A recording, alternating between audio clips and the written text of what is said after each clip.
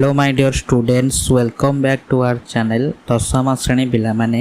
आज आम तुम साहित्य सिंधु बहिर जो प्रथम गल्प रही काठ तो तार अभ्यास समस्त प्रश्न उत्तर गुड़िक ये भिडियो देखा। ठीक अच्छे, तो देख एक नंबर क्वेश्चन रही चिरा काठ किणवा अपेक्षा गोदामरू क्यों काठ किणवा लाभजनक हेबो बोली लेखक निष्पत्ति नेले। तार उत्तर लिखिब चिरा काठ किणवा अपेक्षा गोदामरू काठगड़ बा मुंडा काठ किणवा लाभजनक हेबो बोली लेखक निष्पत्ति नेले।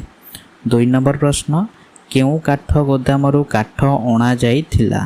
तार उत्तर लिखिब भारत काठ गोदामरू काठ अणा जाइथिला। 3 नंबर प्रश्न किणा जाइथिबा काठर नाम कौन। तार उत्तर लिखिब किणा जाइथिबा काठर नाम ध काठ। 4 नंबर प्रश्न लेखक क्यों राज्यर लोक बोली कहिसंती। तार उत्तर लिखिब लेखक निजकु जंगल राज्यर लोक बोली कहिसंती। तो तापरे 5 नंबर प्रश्न 5 नंबर प्रश्न रही हठात किए भो भो होई भोकी उठिला। तार उत्तर लिखिब हठात मोती भो भो होई भोकी उठिला। 6 नंबर प्रश्न गोदाम रे क्विंटाल काठ काटिबाकू केते दिया जाए। तार उत्तर लिखिब गोदाम रे क्विंटाल काठ काटिबाकू 2 टंका दिया जाए। तापर 7 नंबर प्रश्न काठुरियार घर केउठी। तार उत्तर लिखिब काठुरियार घर मयूरभंज जिलार बेतनटी पाखरे। 8 नंबर प्रश्न काठुरियार छुआ माने पाठ न पढ़िले कौन करिवे। तार उत्तर लिखिब काठुरियार छुआ माने पाठ न पढ़िले जमी चाष करती और सड़क काम करती। तो तापरे 9 नंबर प्रश्न 9 नंबर प्रश्न रही काठुरिया को हित कथा न पचारि बा न शुणाई लेखक कौन देखा लगिले। तार उत्तर लिखिब काठुरिया को हित कथा न पचारि बा न शुणाई लेखक काठ कटा चातुरी देखा लगिले भागिले। 10 नंबर किए डेई पड़ी आधुनिक क्लिष्ट अबोध कविता को तन्न तन्न विश्लेषण कर अंतर्निहित सार तत्व प्रकट करती। तार उत्तर लिखिब पोखत समालोचक डेई पड़ी आधुनिक क्लिष्ट अबोध कविता को तन्न तन्न विश्लेषण कर अंतर्निहित सार तत्व प्रकट करती। 11 नंबर काठुरिया अत्यंत आग्रह ग्रंथिल शिराल काठ को छिन्न भिन्न करी कौन बाहर करदेउथिला।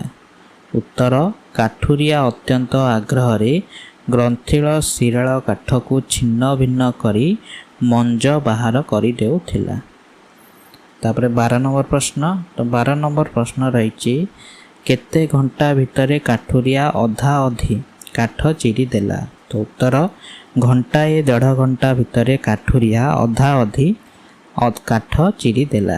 13 नंबर काठुरियाठू कौन आदाय करने लेखक जगी बसीथिले। उत्तर काठुरियाठू काम आदाय करने लेखक जगी बसीथिले।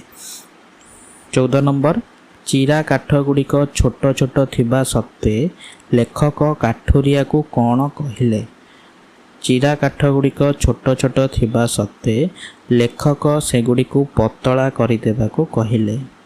15 नंबर प्रतिथर चोट सांग को काठुरिया पाटिरू क्यों शब्द बाहर थाए। उत्तर प्रतिथर चोट सांग को काठुरिया पाटिरू हें हें शब्द बाहर थाए। 16 नंबर प्रश्न 16 नंबर प्रश्न रही कुराड़ीटी केते किलो लुहारे तैयारी होइथिला। तार उत्तर कुराड़ीटी 2 किलो लुहारे तैयारी होइथिला। 17 नंबर प्रश्न लेखक देखिले काठुरियार कौन एकाठी लगी जाइछि। तो उत्तर लेखक देखिले काठुरियार पेट और पिठी एकाठी लगी जाइछि। 18 नंबर प्रश्न काठुरिया सकाळू कौन पी आसीथिला। काठुरिया सकाळू तोराणी कंसाए पी आसीथिला। 19 नंबर प्रश्न रोसई घर आड़ू महक सुंगी लेखक कौन खाइबा को घर भीतर को गले। ତ ରୋଷେଇ ଘର ଆଡ଼ୁ ମହକ ଶୁଙ୍ଗି ଲେଖକ ମୁଢ଼ି ଓ କଷା ମାଉଁସ ଖାଇବାକୁ ଘର ଭିତରକୁ ଗଲେ। 20 ନମ୍ବର ପ୍ରଶ୍ନ, ଚାକର ପିଲାଟିର ନାଁ କ'ଣ? ଚାକର ପିଲାଟିର ନାଁ ଚୈତନ୍ୟ। କାହା ପାଦରେ ଚେନା ଚୋପରା କାଠ ସବୁ ଫୁଟିଯିବ ବୋଲି ଲେଖକ କହିଲେ? କୁକୁର ପାଦରେ ଚେନା ଚୋପରା କାଠ ସବୁ ଫୁଟିଯିବ ବୋଲି ଲେଖକ କହିଲେ। କାଠୁରିଆ ହାତକୁ ଦିଖଣ୍ଡ 2 ଟଙ୍କିଆ ନୋଟ ବଢ଼ାଇ ଦେଇ ଲେଖକ ତାକୁ କେତେ ପଇସା ମାଗିଲେ? କାଠୁରିଆ ହାତକୁ ଦିଖଣ୍ଡ 2 ଟଙ୍କିଆ ନୋଟ ବଢ଼ାଇ ଦେଇ ଲେଖକ ତାକୁ 4 ଅଣା ପଇସା ମାଗିଲେ।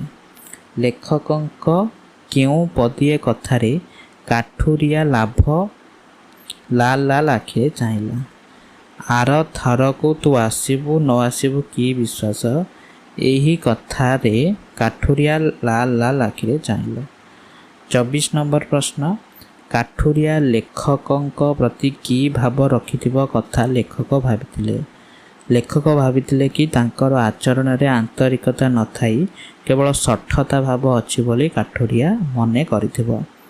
25 ନମ୍ବର, କାହା ହାତରେ ନୋଟ 2ଟା କାଠୁରିଆ ପାଖକୁ ଲେଖକ ପଠାଇ ଦେଇ କବାଟ ବନ୍ଦ କରିଥିଲେ? ଉତ୍ତର, ଚୈତନ୍ୟ ହାତରେ ନୋଟ 2ଟା କାଠୁରିଆ ପାଖକୁ ପଠାଇ ଦେଇ ଲେଖକ କବାଟ ବନ୍ଦ କରିଦେଲେ।